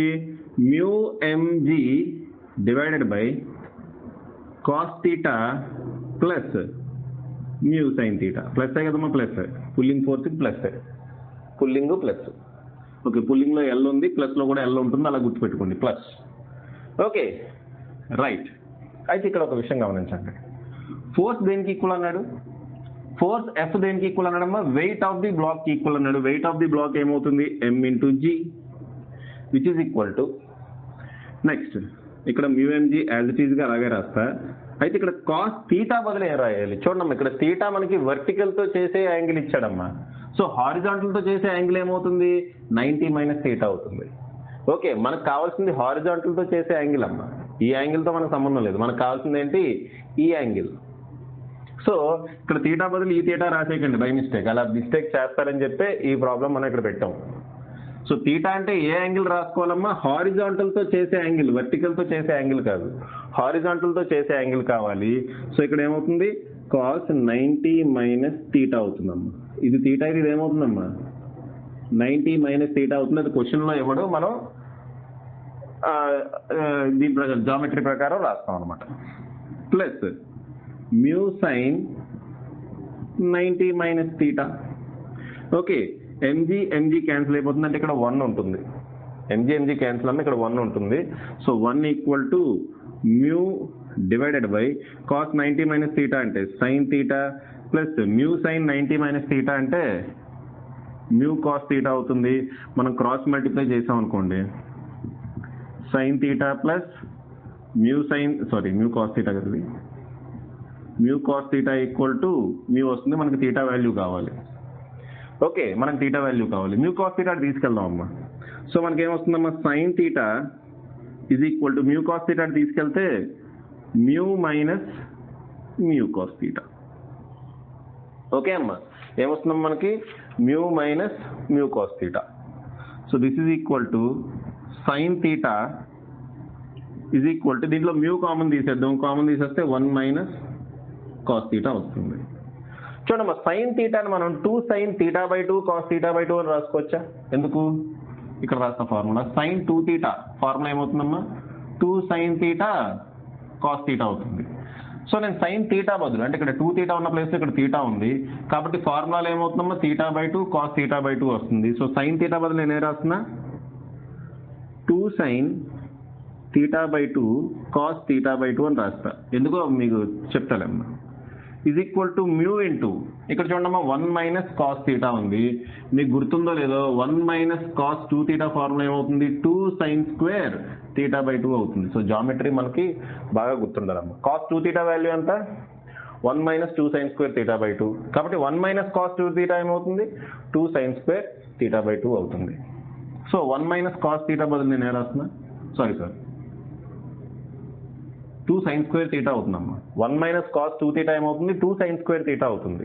కానీ ఇక్కడ 1 మైనస్ కాస్ 2 θ లేదు, ఏముంది, కాస్ థీటా ఉంది. కాబట్టి ఈ థీటా ప్లేస్లో ఏమవుతుంది, θ/2 వస్తుంది. సో నేను ఇక్కడ ఇది రాస్తున్నా, 2 sin స్క్వేర్ θ/2. సో ఇదిగోండి, sin θ/2 ఈ స్క్వేరు క్యాన్సిల్ అయినాయి, 2 కూడా క్యాన్సిల్ అయిపోయింది. ఇది అటు వెళ్ళింది అనుకోండి, ఇది అటు వెళ్ళింది అనుకుందాం,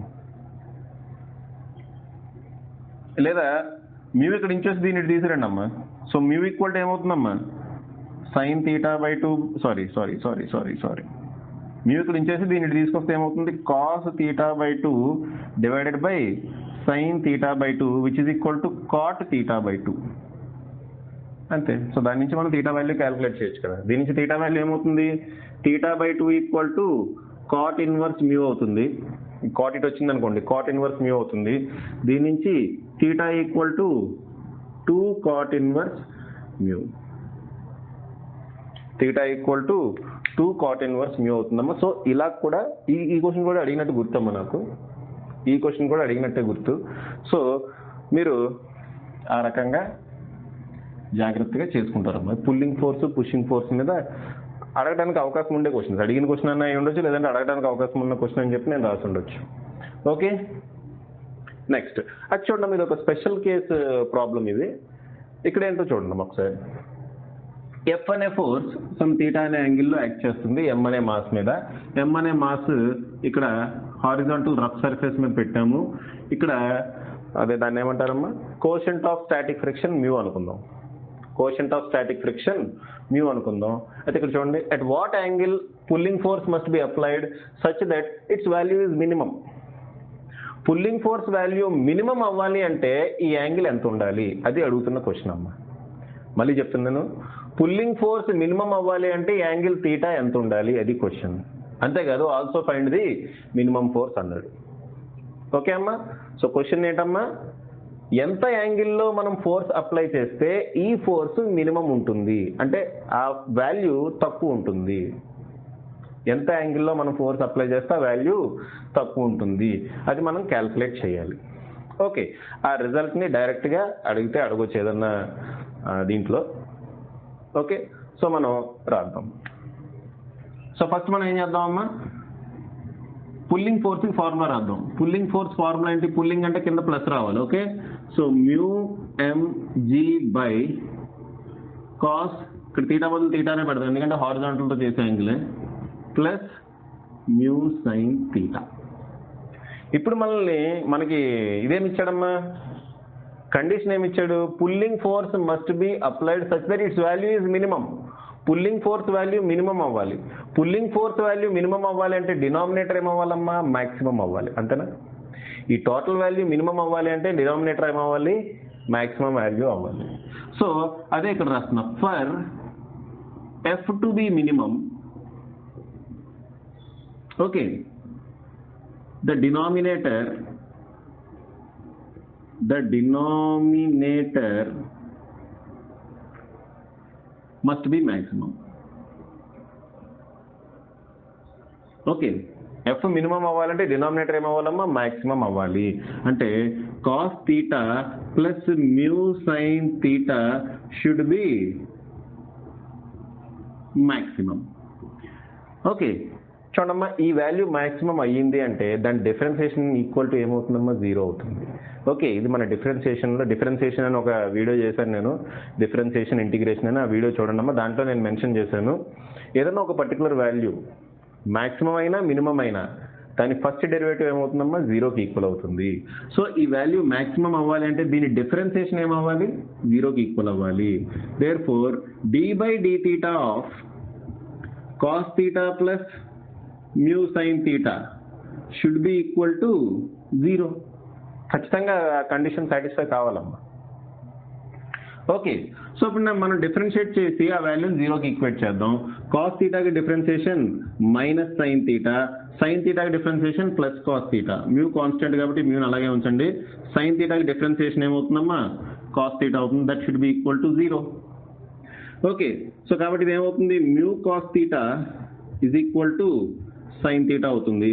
అంటే మ్యూ ఈక్వల్ టు ఏమవుతుందమ్మా, sine theta by cos theta which is equal to tan theta. అంటే థీటా ఈక్వల్ టు ఎంత, tan ఇన్వర్స్ మ్యూ. సో మనం ఎంత యాంగిల్లో అప్లై చేయాలమ్మా, మనం ఫోర్స్ మినిమం అవ్వాలంటే మనకి యాంగిల్ ఎంత ఉండాలి, theta equal to tan inverse mu ఉండాలి. ఆ రిజల్ట్ మీరు గుర్తుపెట్టుకోండి, అమ్మా. ఎందుకంటే మనం డైరెక్ట్గా క్వశ్చన్ అడగవచ్చు. ఓకే, మాస్ ఎంతో ఇచ్చేస్తాడు, సమ్ 20 kg 30 kg ఇచ్చేస్తాడు, మ్యూ వాల్యూ సమ్ 0.5 అంటాడు. So how much should be the minimum pulling force, how much should be the angle such that the force is minimum అంటాడు. ఓకే, సో డైరెక్ట్గా మనం ఏం వేస్తాం, theta equal to tan inverse mu వేస్తాం. Okay అమ్మా. లేదంటే ఈ ప్రొసీజర్ గుర్తుపెట్టుకోండి, ప్రొసీజర్ ఎప్పటికైనా గుర్తు ఉంటుంది. ఓకే, ఫార్ములా గుర్తు ఉండొచ్చు, ఉండకపోవచ్చు. గుర్తుంటే మంచిది, గుర్తు లేదనుకోండి ప్రొసీజర్ ఇదమ్మా. ఇంకా మనం ఏం క్యాల్కులేట్ చేయాలి, ఇంకేం క్యాల్కులేట్ చేయాలమ్మా, we have to calculate the minimum force. ఆ కేసులో suppose theta equal to tan inverse mu అయింది. ఈ కేసులో ఓకే, మినిమం పుల్లింగ్ ఫోర్స్ ఎంత ఉంటుంది అది కూడా మనం క్యాల్కులేట్ చేయాలి. సో అది క్యాల్కులేట్ చేయాలంటే ఈ ఫార్ములా తీసుకుందాం.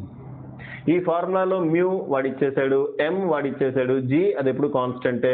మరి cos theta value tan theta value ఎక్కడి నుంచి వస్తుంది మనకి, cos theta value tan theta value sine theta value ఎక్కడి నుంచి వస్తుందమ్మా, ఇదిగోండి ఈ ఈక్వేషన్ నుంచి వస్తుంది. ఈ ఈక్వేషన్ ఏం చెప్తుంది, mu equal to tan theta అంటుంది. అంటే మనం ఒక ట్రయాంగిల్ కనుక డ్రా చేస్తే ఈ యాంగిల్ కనుక థీటా అయితే tan థీటా ఈక్వల్ టు ఏంటమ్మా, opposite side by adjacent side. Opposite side ఏమో మ్యూ, అడ్జసెంట్ సైడ్ 1 అవుతుంది. Opposite side mu, adjacent side ఏమవుతుంది, 1 అవుతుంది, అంతే కదా, మ్యూ బై 1 కదా. సో ఈ హైపోటెన్యూస్ ఏమవుతుందమ్మా, 1 plus mu square, square root of 1 plus mu square అవుతుంది పైథాగరస్ థియరం అప్లై చేస్తే. ఓకే, దీని నుంచి మనం కాస్ థీటా వాల్యూ ఈజీగా రాయొచ్చు. కాస్ థీటా వాల్యూ ఏంటమ్మా, అడ్జసెంట్ సైడ్ బై హైపోటెన్యూస్, అంటే 1 by square root of 1 plus mu square. మరి సైన్ థీటా వాల్యూ ఎంత, సైన్ థీటా వాల్యూ ఎంత, mu by square root of 1 plus mu square, mu by square root of 1 plus mu square. కనపడుతుందమ్మా, మరి చిన్నగా రాసినట్టున్నాను. Okay, so అర్థమైందమ్మా, tan theta value mu అని తెలుసు, దాని నుంచి మనం cos theta value sine theta value రాబట్టొచ్చు కదమ్మా. సో అదే చేశాను నేను. Okay, right. సో ఇప్పుడు మనం ఎఫ్ వాల్యూ క్యాల్కులేట్ చేద్దాం. ఎఫ్ అంటే ఏం value, minimum force value calculate చేస్తాను. మినిమం ఫోర్స్ వాల్యూ ఏమవుతుందో పైన మ్యూ ఎంజీ డివైడెడ్ బై కింద కాస్ థీటా బదులు ఇది పెట్టేయండి. కాస్ థీటా బదులు 1 by square root of 1 plus mu square పెట్టండి. 1 by square root of 1 plus mu square plus mu into ఇక్కడ మ్యూ ఇంటూ ఉంది కదా. Okay, mu into mu by square root of 1 plus mu square. So mu into mu ఏమవుతుందమ్మా, mu square అవుతుంది, divided by square root of 1 plus mu square. Okay, దీని నుంచి F minimum ఏమవుతుంది, పైన mu ఎంజీనే ఉంటుంది, కింద square root of 1 plus mu square కనుక common కదా, ఎల్సిఎం తీస్తే పైన మిగులుతుందమ్మా 1 ప్లస్ మ్యూ స్క్వేర్ మిగులుతుంది. చూడండి ఇక్కడ square root of 1 plus mu square ఉంది, పైన 1 ప్లస్ మ్యూ స్క్వేర్ ఉంది. సో ఇది క్యాన్సిల్ అయ్యి మనకి ఏం మిగులుతుంది, square root of 1 plus mu square మిగులుతుంది, అంతే కదా. ఎక్స్ బై రూట్ ఎక్స్ ఏమవుతుంది, రూట్ ఎక్స్ మిగులుతుంది. రూట్ ఎక్స్ని రూట్ ఎక్స్ టైమ్స్ క్యాన్సిల్ చేసుకుంది. Therefore F minimum equal ఎంత వచ్చిందమ్మా, mu m g by square root of 1 plus mu square. Mu m g by square root of 1 plus mu square. So ఇదమ్మా విషయం. Okay, so మనల్ని question ఈ విధంగా అంటే వాడు వాల్యూస్ ఇచ్చేస్తాడు, మనం ఇదంతా చేయకుండా ఓకే మినిమం ఫోర్స్ ఉండాలంటే థీటా వాల్యూ ఎంత ఉండాలి, tan థీటా వాల్యూ కనుక్కుంటాం, ఎంత ఉండాలని చెప్పేస్తాం. ఓకే, ఎఫ్ మినిమం కావాలి అంటే ఇదిగోండి ఈ ఫార్ములా ఇటువే, mu m g by square root of 1 plus mu square, అంతే. ఓకే అమ్మా, mu m g by square root of 1 plus mu square. So ఆ రిజల్ట్స్ అనేవి ఇంపార్టెంట్ అమ్మా. ఆ రిజల్ట్స్ మీద క్వశ్చన్స్ అడిగితే అడగొచ్చు, అవకాశం ఉంది. అందుకని చెప్తున్నా. ఇంకో విషయం చూడమ్మా, యాంగిల్తో పాటు ఫోర్స్ ఎలా మారుతుంది అనేది ఒక గ్రాఫ్ ఉందమ్మా. ఇది ఎఫ్, ఇది తీటా. ఓకే, సో ఇక్కడ యాంగిల్తో పాటు ఫోర్స్ కూడా మారుతుంది, పుల్లింగ్ ఫోర్స్ వాల్యూ కూడా మారుతుంది. అది ఎలా మారుతుంది అంటే ఇదిగోండి ఇలా ఒక కర్వ్ వస్తుంది. ఓకే, ఇన్ కేస్ గ్రాఫ్ అడిగినా అడగొచ్చు మనల్ని, థియరీ బిట్స్లో నీట్లో కానీ జేఈలో కానీ ఎంసెట్లో కానీ గ్రాఫ్ అడిగినా అడగొచ్చమ్మా. పుల్లింగ్ ఫోర్స్కి తీటాకి మధ్యలో గ్రాఫ్ ఎలా ఉంటుంది, ఇదిగోండి ఇలా ఉంటుంది, ఇది మినిమం యాంగిల్. ఓకే, సో అలా కూడా అడగడానికి అవకాశం ఉంది. సో ఆ పాయింట్ కూడా గుర్తుపెట్టుకుంటామా. చాలా పాయింట్స్ నేను ఇక్కడ ఇన్పుట్స్ ఇచ్చేస్తానని అవన్నీ మీరు గుర్తుపెట్టుకోవాలి, ఎందుకంటే మనకు టైం లేదు. ఓకే, మేబీ జూలైలోనో ఆగస్టులోనో ఎగ్జామ్ పెట్టేయచ్చు, చెప్పలేం కదా. సో మనం రెడీగా ఉండాలి. సో నెంబర్ ఆఫ్ ఫార్ములాస్ మనం గుర్తుపెట్టుకోవాల్సిన అవసరం ఉంది. పాజ్ చేసి రాసుకోండి అమ్మా, పాజ్ చేసి రాసుకోండి. రైట్, నెక్స్ట్ చూడండి అమ్మా, ఇది ఇక్కడ చూడండి, ఇది ఒక రఫ్ హారిజాంటల్ సర్ఫేస్ అమ్మా, టేబుల్ అది. ఓకే, ఆ టేబుల్కి ఒక్క నిమిషం ఆగండమ్మా. ఓకే, ఇది ఒక రఫ్ హారిజాంటల్ సర్ఫేస్, ఇది ఒక టేబుల్ అమ్మా. ఈ టేబుల్కి M1 అనే బ్లాక్కి మధ్యలో ఇదేంటిది, కోషంట్ ఆఫ్ స్టాటిక్ ఫ్రిక్షన్ కాదు, quotient of kinetic friction mu K అనుకుందాం. ఓకే, ఇక్కడ M1 అనే బ్లాక్ ఉంది, ఇక్కడ M2 అనే బ్లాక్ ఉంది. M2 అనే బ్లాక్ ఏ అనే యాక్సలరేషన్తో ఇలా కిందకి జారిపోతుంది అనుకుందాం. కాబట్టి M1 అనే బ్లాక్ కూడా ఏ అనే యాక్సలరేషన్తో ఇలా వస్తుంది. మనం క్యాలిక్యులేట్ చేయాల్సింది ఏంటంటే యాక్సలరేషన్ ఏ వాల్యూ ఎంత, ఇదేమో టెన్షన్ T. అంటే బ్లాక్ మూవ్ అవుతుంది అని ముందే ఇచ్చేసాడమ్మా. క్వశ్చన్లో బ్లాక్ మూవ్ అవుతుంది అని ముందే ఇచ్చేసాడు అనుకోండి, అప్పుడు so what will be the acceleration అనేది మనం క్యాలిక్యులేట్ చేయాలి. Okay, what will be the acceleration and what will be the tension అనేది మనం క్యాలిక్యులేట్ చేయాలి. ఓకే అమ్మా, చేద్దామా. సో అది చేస్తే అటు పక్కన ఒక క్వశ్చన్ ఇచ్చానమ్మా, ఇది AIPMT 2014లో అడిగిన క్వశ్చన్. సో అది కూడా మనం సాల్వ్ చేయడానికి అవకాశం ఉంటుంది.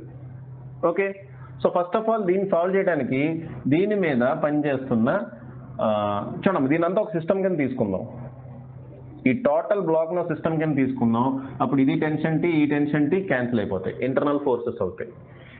ఓకే, సిస్టమ్ బౌండరీ టెక్నిక్ అమ్మా. ఇవన్నీ తెలియాలంటే మీరు ముందు క్లాసెస్ చూడాలి. లాస్ ఆఫ్ మోషన్ సంబంధించి క్లాసెస్ నేను చేశాను, అక్కడ కొన్ని ట్రిక్స్ ఫాలో అయ్యాము. ఆ ట్రిక్స్ అన్ని మనం ఇక్కడ అప్లై చేస్తున్నాం. సో ఇక్కడ నేను యాక్సలరేషన్ కనుక్కుంటాను. నేను ఏం చేస్తున్నా అంటే ఇక్కడ ఒక సిస్టమ్ బౌండరీ అనేది నేను ఎజ్యూమ్ చేసుకుంటున్నా. సిస్టమ్ బౌండరీ ఎజ్యూమ్ చేసుకున్నప్పుడు ఇక్కడ ఏమేమి ఫోర్సెస్ పనిచేస్తాయంటే ఇక్కడ M2G అనే ఫోర్స్ కిందకి పనిచేస్తుంది, ఇటేమో దీని మీద ఫ్రిక్షనల్ ఫోర్స్ ఇటు పనిచేస్తుంది, కైనెటిక్ ఫ్రిక్షన్ అనేది ఇటు పనిచేస్తుంది. ఓకే, అర్థమైందమ్మా. సో ఇప్పుడు టోటల్ దీని అంతా నేను సిస్టమ్ కింద తీసుకుంటా. ఈ రెండు బ్లాక్స్ని కలిపి ఒక సిస్టమ్ కింద తీసుకుంటే టెన్షన్ అనేది ఇంటర్నల్ ఫోర్సెస్ అవుతున్నాయి, ఈ ఇంటర్నల్ ఫోర్సెస్ క్యాన్సిల్ అయిపోతాయి. ఇంకా ఎక్స్టర్నల్ ఫోర్సెస్ దీని మీద యాక్ట్ చేస్తున్న ఎక్స్టర్నల్ ఫోర్సెస్ ఎవరంటే M2G ఒకటి, FK ఒకటి. M2G ఒకటి, కైనెటిక్ ఫ్రిక్షన్ ఒకటమ్మా. సో ఇప్పుడు నేను న్యూటన్ సెకండ్ లా అప్లై చేస్తా. న్యూటన్ సెకండ్ లా ఏంటి, force equal to mass into acceleration. Force అంటే నెట్ ఫోర్స్ ఏంటమ్మా, helping force minus opposing force.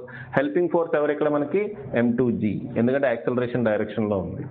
Opposing force ఎవరు ఈ సిస్టమ్ మీద, FK, అది ఆపోజిట్ డైరెక్షన్ లో ఉంది, యాక్సలరేషన్ కు ఆపోజిట్ డైరెక్షన్ లో ఉంది. యాక్సలరేషన్ ఎటు ఉంది, ఆపోజిట్ డైరెక్షన్ లో ఎలా ఉంది. సో హెల్పింగ్ ఫోర్స్ ఏమో M2G minus FK is equal to mass అంటే టోటల్ మాస్ అమ్మా, M1 ప్లస్ M2.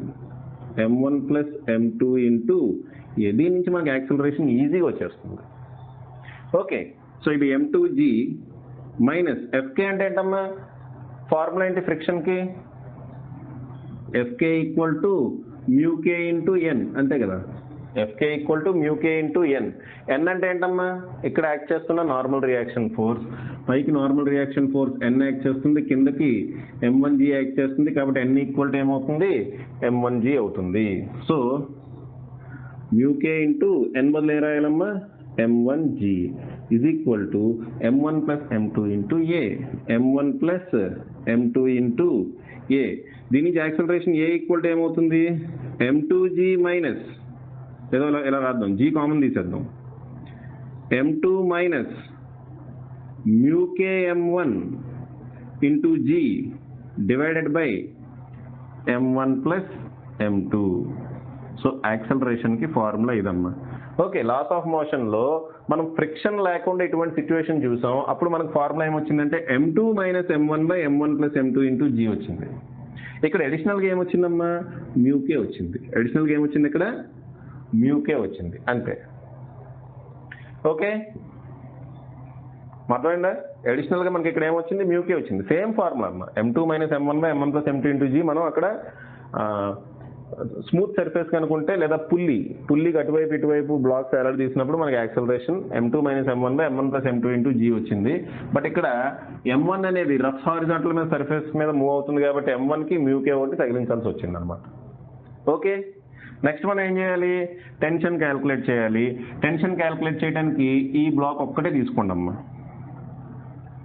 m2 అనే బ్లాక్ మాత్రమే తీసుకోండి.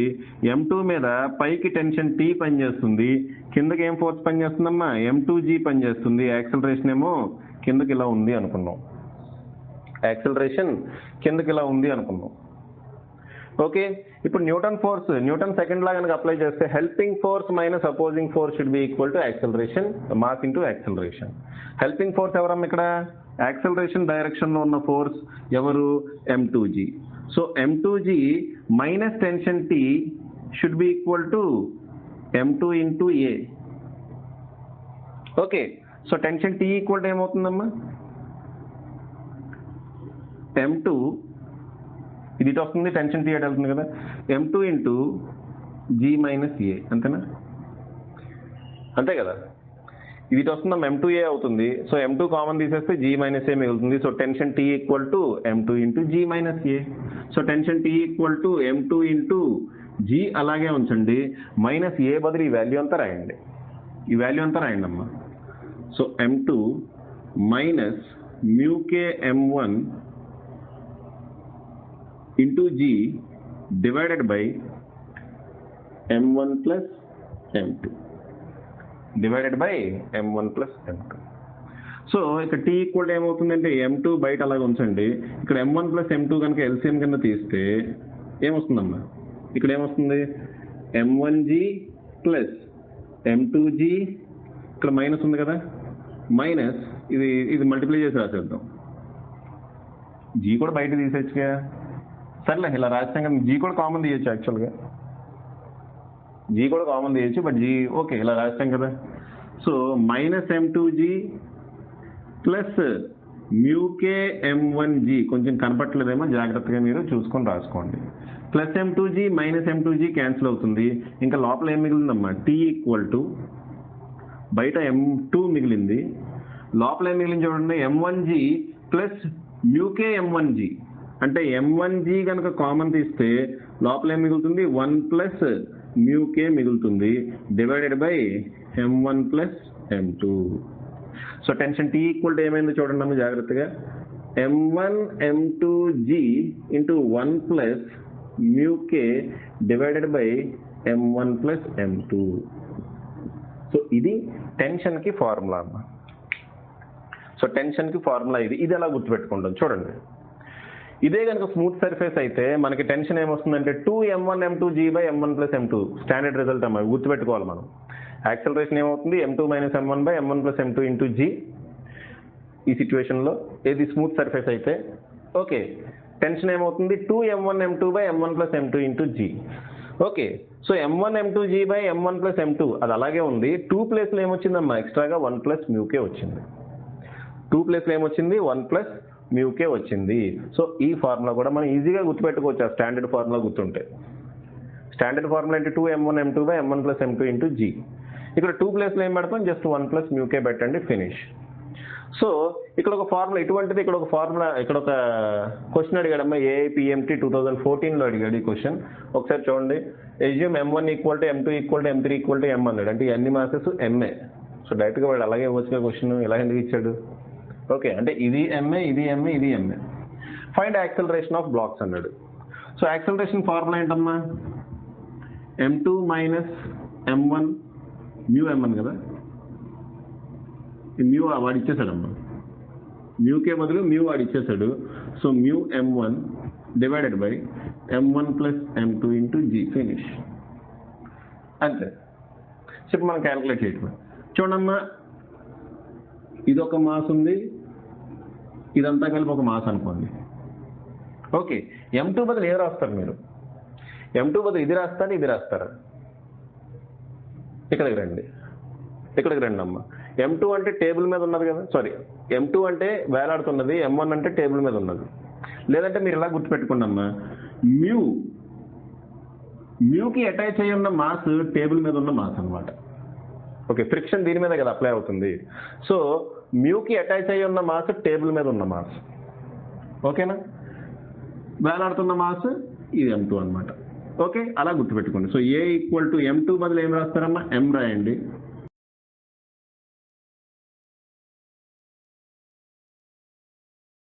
సో m2 బదులు ఇదేంటమ్మా m మైనస్ మ్యూ ఇంటూ, ఇక్కడ 2 మాస్లు ఉన్నాయి, మీ 2 కలిపి ఒక సిస్టమ్ కింద తీసుకున్న 2 మాస్లు ఉన్నాయి కాబట్టి mu into 2m divided by m1 plus m2 అంటే టోటల్ మాస్ ఎంత, 3m ఇంటూ g.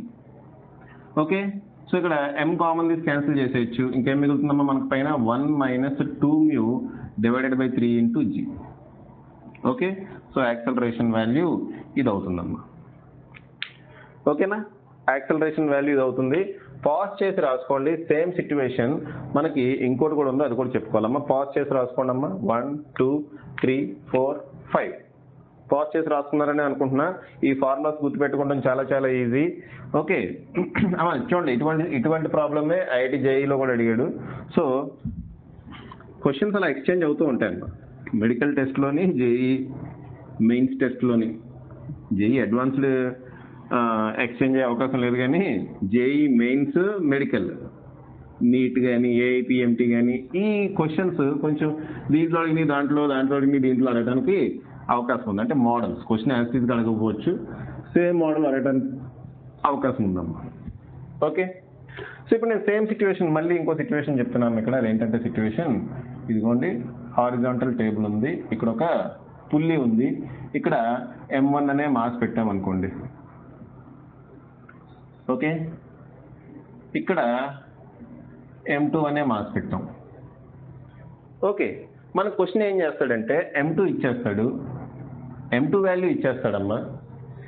ఈ సిస్టమ్ రెస్ట్లో ఉండాలి అంటే m1 వాల్యూ ఎంత ఉండాలి? Find m1 such that the system remains at rest.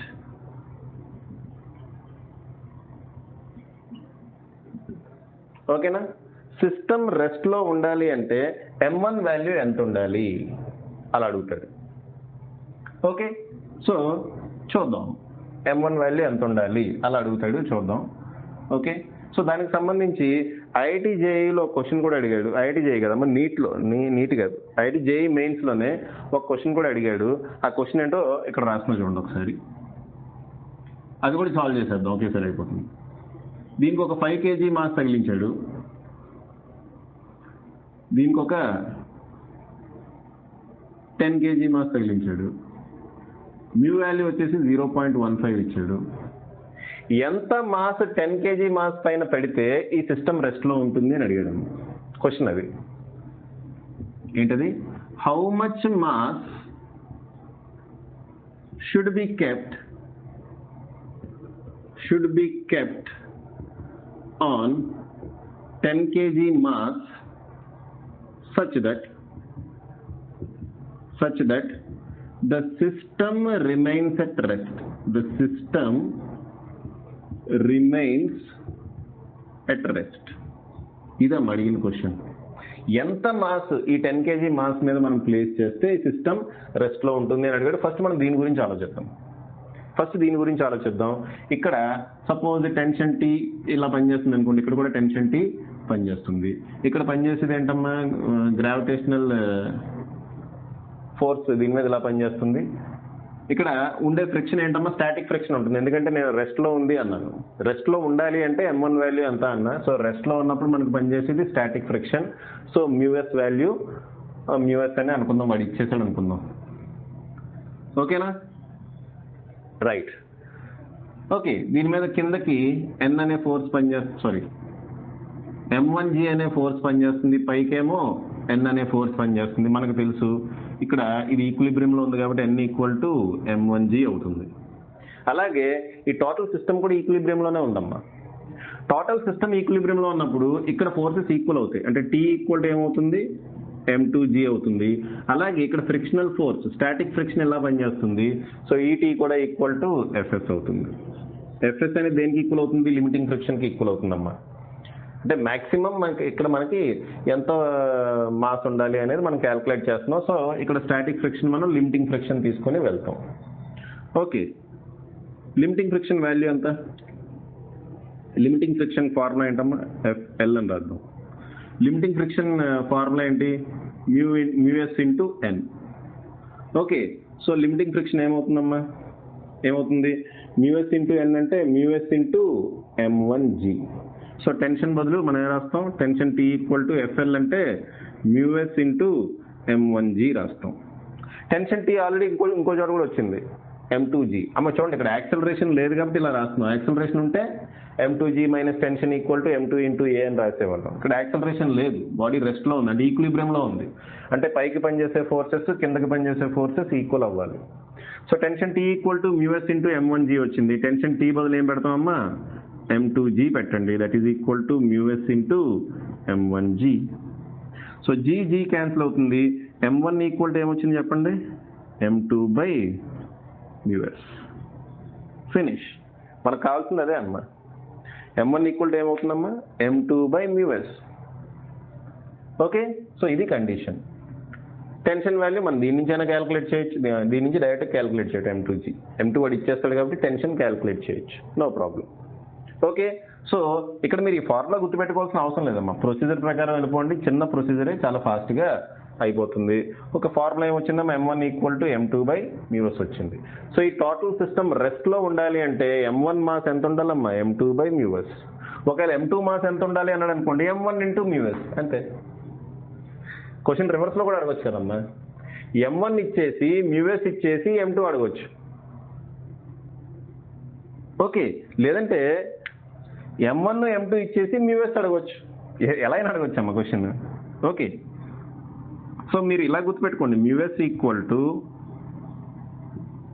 M2/M1, మ్యూఎస్ = M2/M1. లేదా చూడమ్మా, ఈ ఫార్ములా నుంచే మొత్తం మీ క్వశ్చన్స్ ఎలా అయినా అడగొచ్చు అమ్మా.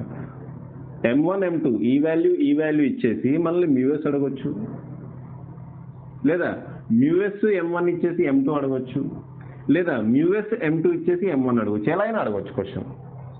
ఓకే, సో మ్యూఎస్ = M2/M1, M2 అంటే ఇది, M1 అంటే ఇది. ఓకే, లేదా M2 = మ్యూఎస్ ఇంటూ M1.